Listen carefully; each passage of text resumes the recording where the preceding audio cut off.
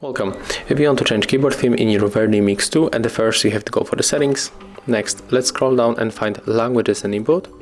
Then move to the virtual keyboard and select Android keyboard. Right now move for the appearance and layouts and then go for the theme. Right now we got 4 themes, so we can choose one of them. For example, we can change to the material dark. So click. Then we can go back and just open one of the applications where we can use the keyboard. And as you can see, our keyboard theme has changed. Let's apply another one. So let's go for the material light. Go back and let's check it right now.